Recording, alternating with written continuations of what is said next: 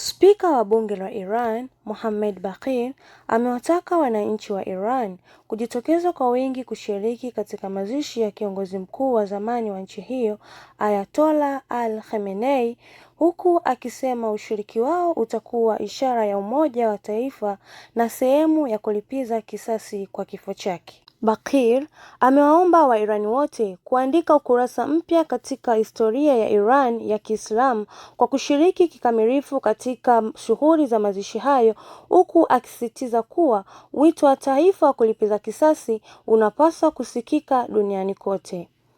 Sambamba na hilo, Baraza Kuu la Usalama wa Taifa la Iran limetangaza kuwa litachukua hatua za kulipiza kisasi kwa kifo cha Ayatollah. Katika taarifa iliyotiwa saini na katibu wa baraza hilo, Mohammad Baqir, Irani imesema kisasi kitachukuliwa dhidi ya waliohusika na mauaji hayo. Khamenei aliuawa Februari 28 wakati wa siku ya kwanza ya mashambulizi ya Marekani na Israel dhidi ya Iran.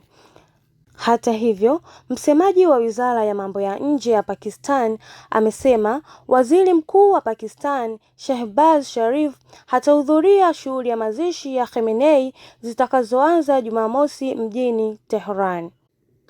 Mimi ni Warda Mwalimu na hii ni Open Online Media.